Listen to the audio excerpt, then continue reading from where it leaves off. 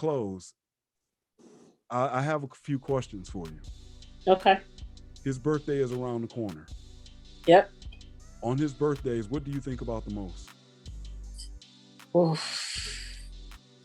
It's kind of A through Z. I think about just different times in my life. I think about what would I be buying him? What would I be doing for him to celebrate him? Because we always made sure that he was taken care of. Um, Yeah, y'all didn't get the old proverbial. Here's a tie for dad. Y'all took care of him. no, we took care of him. Um, that would be it. Where would he want to go to dinner? Um, and just to spend time that I took for granted, even though I just took for granted because I never thought that it would get to that point. But just that I was just thinking about memories. What would we be doing?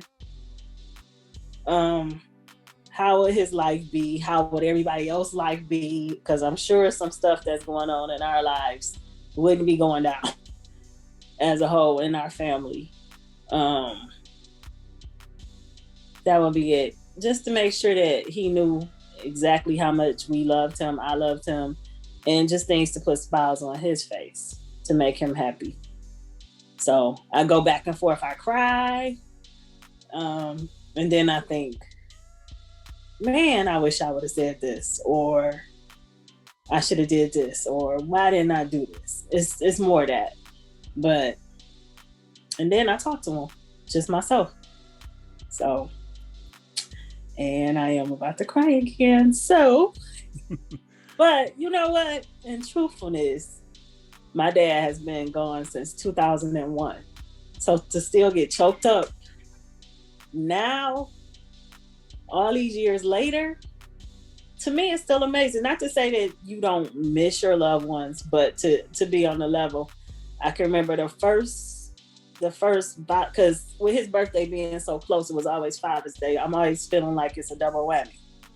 It's his birthday, then it's Father's Day, and it's just a lot. But I have to tell myself, you know what type of father you had to make you feel like this.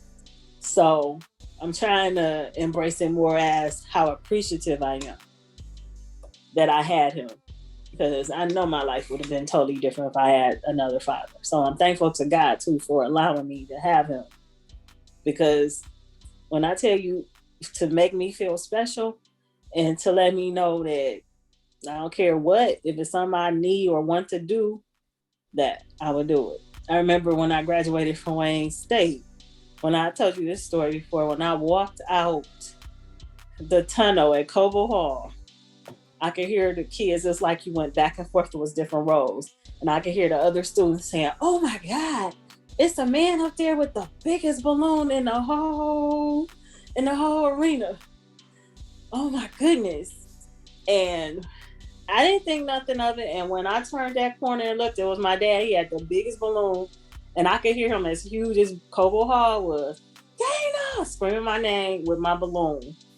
And it made me cry because I was just like, I should have known my dad.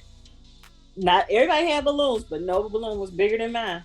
The biggest. I didn't have to figure out where they were in the stands as soon as I hit the tunnel and saw the people. I was like, oh, okay. I remember he took off work that day because he said he wasn't missing that. And almost got in trouble. His job was gonna write him up. He said, I told y'all my daughter was graduating and I'm not coming. You can dog my pay. I'm not coming. I'm not coming a half a day because y'all play around. I'm not missing her graduation. And we spent the day together before. My mother told me I couldn't get a new outfit. My dad took me to the store and bought it from head to toe. He said, you deserve it. If she want an outfit, she can get an outfit. She graduated. I said, she can have a robe on. Nobody's going to see it. He said, she'll see it. We'll see it. And we did. And I think that's the key thing to touch on because I know we talked about, your father pulling down 100 G's, but at the same time, y'all went through years of struggling and your father, overall, if you looked at your dad's career, would you, just for the audience sake, would you put in white collar, blue collar, day laborer? I know your father hustled, but how would you put it? What basket would you put it in so people understand? He wasn't white collar. I would say blue collar, but he worked wherever he worked. He worked. He did not mind working because that was his pride to make sure his family was taken care of. He didn't mind it. I remember one of the struggles. He worked at. He was in between jobs, and he worked at. One of our church members had a cleaning product store, and I remember he wasn't making nothing.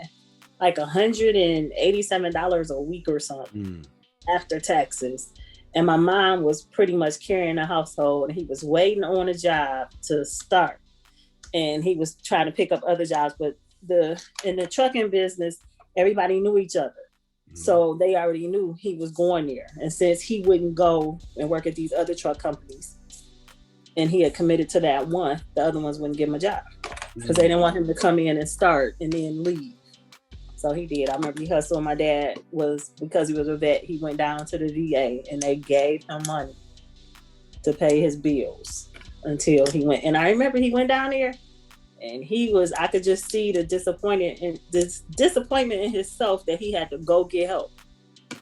But he was like, nobody would give me a job. He took the job, but it wasn't enough.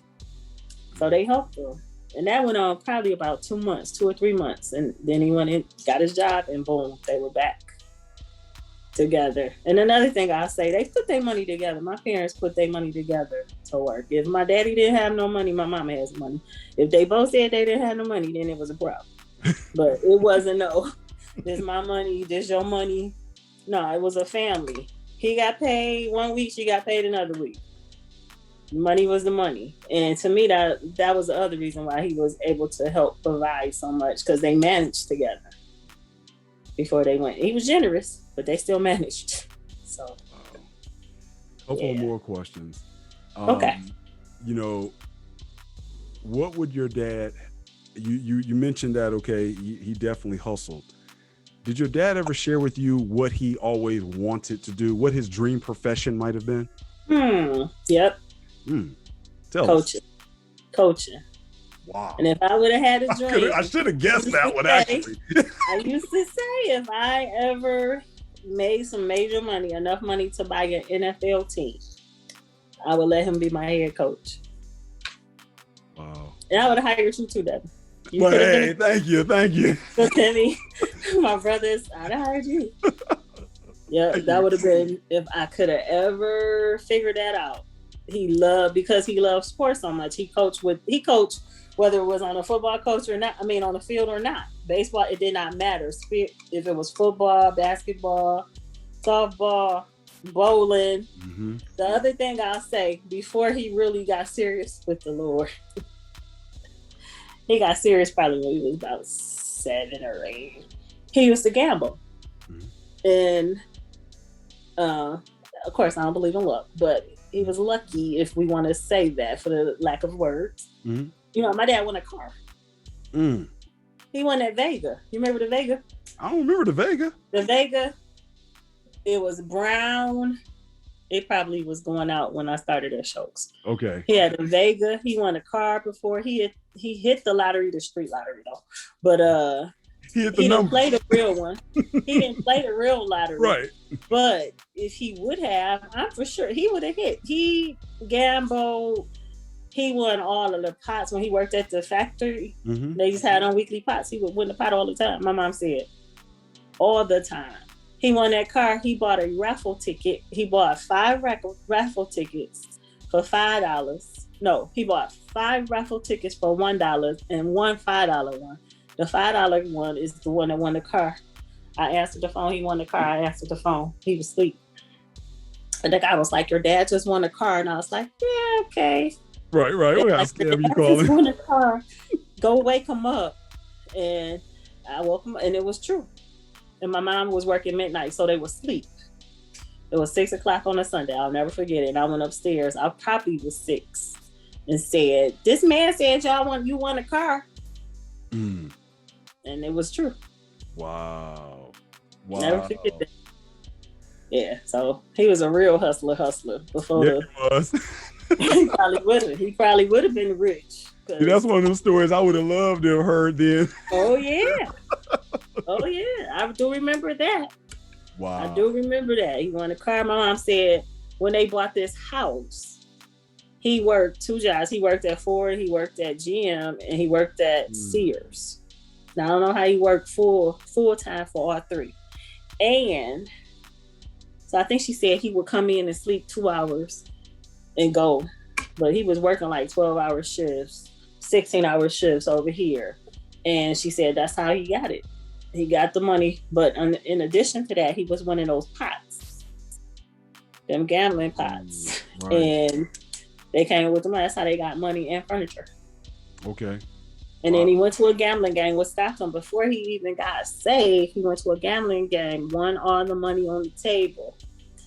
And he wasn't a cheater. He just was a good card player. Mm-hmm. And won all the money. And a guy from out of town and his cousin came to the party. And he took their money too. And they got mad and put guns on everybody and took the pot. And my mom said, my dad called her from a payphone because he got out because he was quick. He could run. Mm-hmm. He got out and got to a payphone and called for her to come pick him up. Wow. He didn't ever gamble anymore. That sounds like Malcolm X. True story. Wow. He said he used to gamble every Friday. After work, she knew he wasn't coming home. They got off at 4 or 5. He wasn't coming home to 10 or 11. But when he came in the door, $200 to $400 or $500. Wow. And they stacked their money and bought their house. He brought into the home. Because my mom wasn't working. Oh. He didn't go buy his Cadillac. Nope. Bought him out. Which a lot of dudes would have done that. They would have got a Cadillac. Nope. Mm-mm. You know, I remember your dad being such a man of principle. And one story I'll share quickly was you picked me up to go pick him up from work. And, you know, right across from my house, that's where everyone would go vote. And so I remember you picked him up and he had to hurry up. I remember he got in the car, he was driving back and he was flying. And he was like, I got to get back to cast my vote. And because the polls, I think, close at 8 o'clock. And, and I remember him walking into the place after 8. But now we probably shouldn't say this because Republicans are going to go back and try to check out. See, we told you it was a ripoff. Y'all let somebody vote after the day. But they let him vote because he came in there because to him, it was so important that he cast his vote. Now, y'all know I'm not trying to be no Roland Martin and tell all black folks to go vote. You know me well enough. You know, all of them, they on the same team. But what I am saying is your father was such a man of principle. That was a principle to him. I'm going to vote. I need to cast my vote. Voting is important. I'm going to get this done. You're not going to tell me I'm not going to get this done. And he was so proud to get there and make it in time. And last story I'll share before I have one more question for you. Speaking of stories, I know my kids get tired of hearing me talk all the time and ask and giving them a story. But again, not get from your dad. Where I feel like one day y'all may want to, you're going to pull back on some things. That's right. And, you know, again, I know he told stories to everyone, but I want to encourage the guys that are even listening that, you know, your kids are like, oh, telling us this story again. Yeah. Keep telling them that story. Keep telling them those stories while you can, because life goes on and even people just get so-called busy and we don't ask relatives anymore. But let me ask one more question for you. Now, I want you to be Bill. And let's make it personal to me, not to you. I'm going to make it personal. Let me be selfish for a moment because I want to stand and really represent all the guys that are listening. Looking back, let's say 30s, 40s, or 50s for men around those ages. We'll just make it not young in your 20s. Well, actually, let's do both segments. Let's do both segments. What would your father tell my sons in their 20s? What words of wisdom would he today talk to them and say, son, get your education. And if you choose not to go to school, find yourself a trade and research the trade to make sure it's going to be enough to take care of yourself. And if you decide to have a family, because it's hard out here, you want to make sure You want to keep your life legal because you don't want to go to prison. You ain't gonna like what they do to you in prison. You need to make sure that you take yourself together. And he also, I think, from his older age, would say, have a relationship with God and make sure you trust and build that trust so that you can have something together stable to build your life on. The other thing that he would tell your kids, make sure you respect your dad. Because I know your dad. And you got a good dad. But don't push him. Make sure you respect. Make sure you listen to him. Because he got a lot of wisdom. And he knows what he's talking about. And he's going to love you. And the other thing he would say, he got your back with nobody. He in your corner with nobody in your corner. Because he love you. That's what he would say. All right, so then to those guys out in their, let's say, mid-30s, they've passed that point. They're now into their careers. They think that, okay, we'll just go mid-30s. They're not to that point where they're in their 40s yet. Life is great. Or maybe they're just having a family. What would your father say? He would say, son. Yeah. Make sure that you take care of your family. That's what he would say. Take care of yourself, meaning make sure you don't have to be in the streets all the time. It's okay if you want to go out on occasion, but take care of yourself. Your family is important. That's the biggest reflection of you. Put with your wisdom into them. You preparing your kids that you're going to have now to be where you at. And what kind of example do you want to set for them? That's what to say. All right. So then your dad is talking to me at the ripe old age of over a century years old now. Sorry, I went to a Detroit public school. Y'all got to forgive me. 8 Mile Road up there, right? So your dad is talking to me, and he would look at me now at looking toward, now I know I probably got more years behind me than I do left in front of me. And I have older kids now. He would look at me and say, son, you did a great job. And I'm proud of you. That's what he would say. I remember you, Devin. You did a great job. And he probably would reference back to that conversation he had with you them years back and said, see, I told you was going to make it. You all right. I knew you was going to be all right. That's what he would say to you. I'm so proud of you. I'm so proud of you. You make me proud, son. That's what he would say. You make me proud, son. I know you're talking about my dad. My mom said that too. Oh, well, that's good. I'm so proud of Devin. If your mom got on me hard that night, I remember that too. I'm so proud of your mama lit me up that night. Listen here. I'm sorry. Furious Styles. That's all right. That's all right. But okay, so let me now pull it away from me.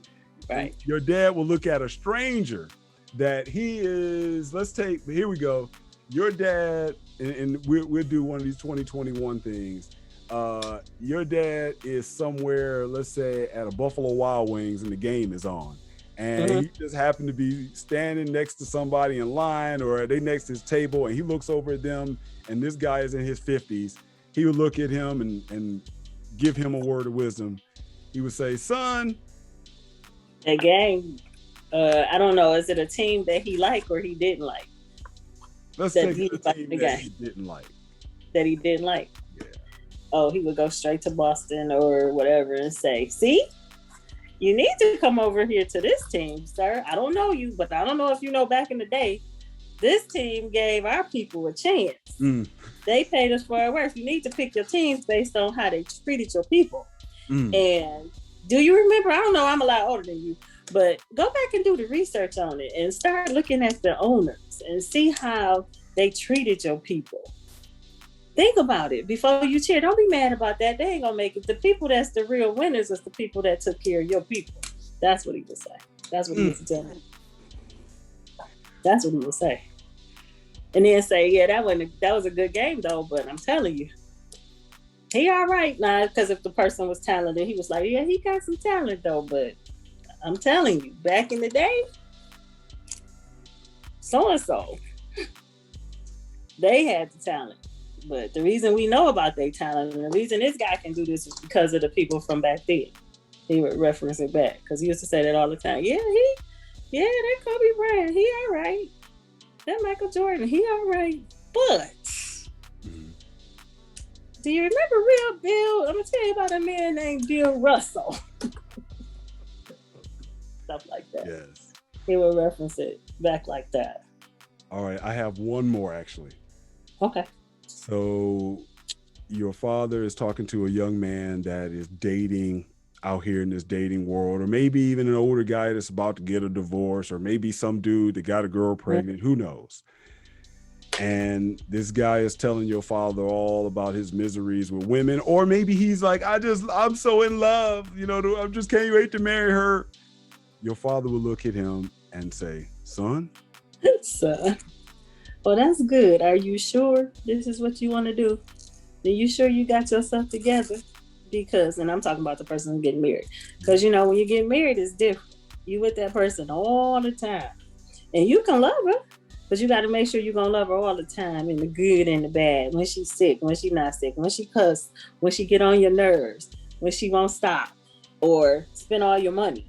He will break it down to all of that kind of stuff. You still got to make sure you keep it in perspective, and make sure you keep your hands to yourself, because you don't need to put your hands on it, because nowadays they put you in jail or somebody will kill you. Because see, my daughter, I don't let nobody put their hands on my daughter. And if they did, they would have something to pay. But I'm just saying, make sure you love her before you say I do. Oh, Devin? oh, you're there. Almost love. Okay. Yeah, that's what he would say. Make sure you love her. And then he would say, and do you have a relationship with God? Make sure you put God in that. That'll help you, because you're going to need it. True. And you know, that actually takes us right back to where we started, because I'm going to make an assumption that he would then roll into telling a story. You see, it was this one time I was on my way home from work. Yeah. I looked over and I saw my daughter. I'm going down and she was in this pink dress and this boy threw her down. And I thank you so much. I thank you so much for taking this time to talk and to share. I'm glad I made it without crying. And the other part about that story I didn't tell you, he told the guy that if you don't deal with him, I'm going to deal with him if he put his hands on my daughter again. Woo! I was good and embarrassed. Looking back? Oh, it was true. Because now, you know, Devin, I'm sorry. No, you know, somebody putting their hands on, I don't go for that. He taught me well. Oh, no.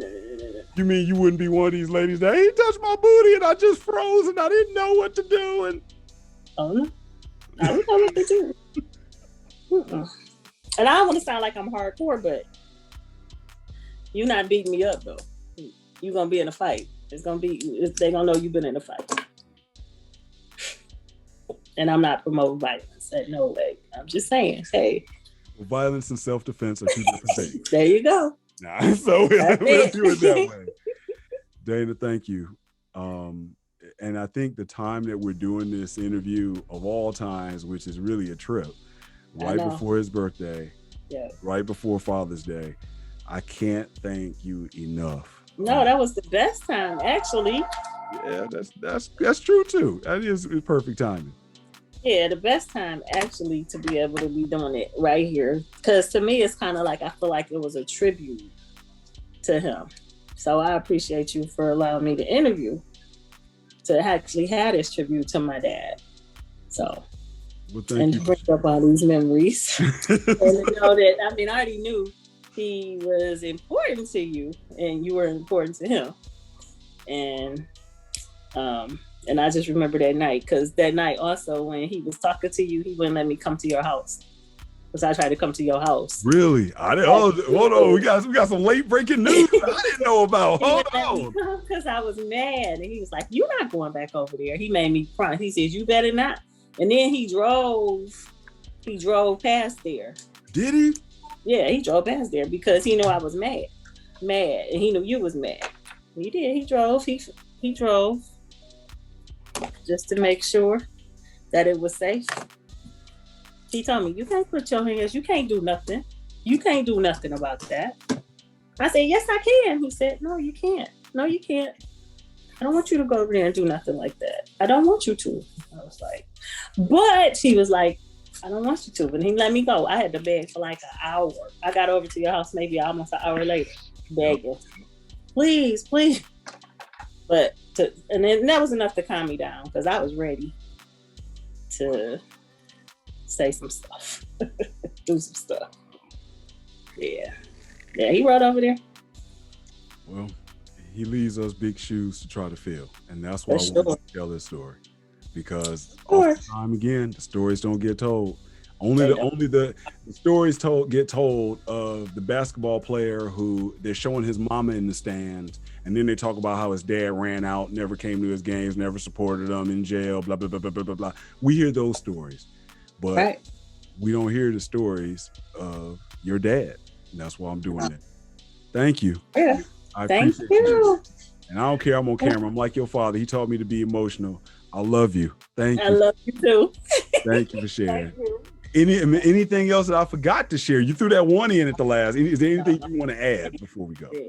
Nope, I think that was it. All right. I think that was it. I think other than that, the best day is when he told me he was proud of me. And I will say, I do wish I would have gotten married where he could have seen that, because if I was to get married right now, I'm like, okay, I probably would just elope or something. But I said when my dad died, well, the marriage is out because I'm not having no wedding. Not marriage is out, wedding is out, because I didn't feel like anybody was good enough to walk me down the aisle but my daddy. That used to hurt my mom's feelings. So I was like, yeah, if I get married, I don't know.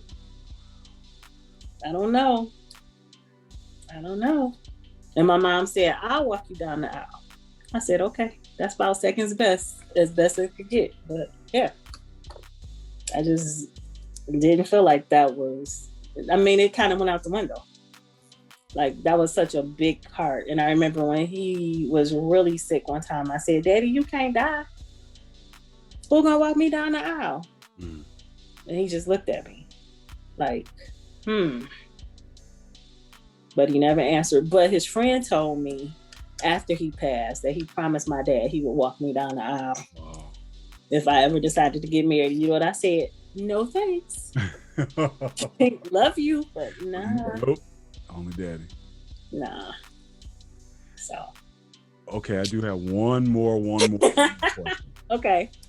What would you tell those of us who still have our fathers here as Father's Day comes up? What wisdom would you give us? Cherish it. Love them. Let your fathers know how important they are. Even if they weren't the best dad, they're still your dad. Let them know how much you really are appreciative for them being your dad, because without them, you still wouldn't have been here. In spite of God, we know. But that's your dad.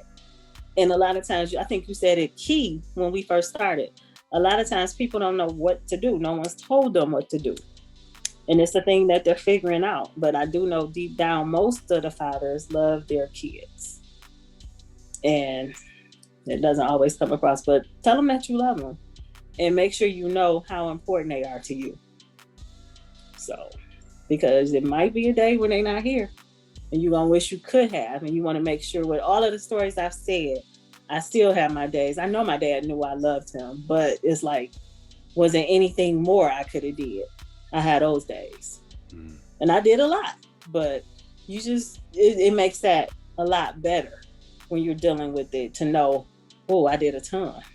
And not always a ton meaning monetary and all that, but a ton with my words to let them know, I really appreciate you.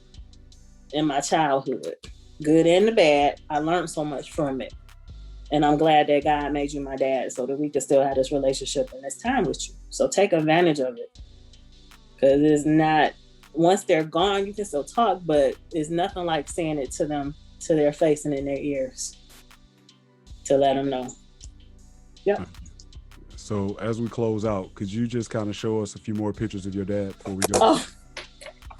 Yeah. This was the final picture from his obituary, and I just want to read. It said, a permanent record and testament of life.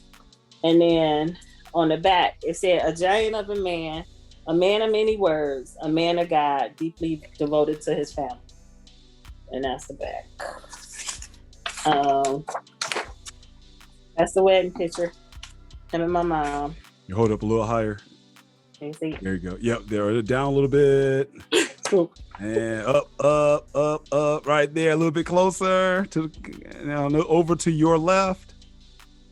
Yeah, there we go. Good. There we go. Okay. Excellent.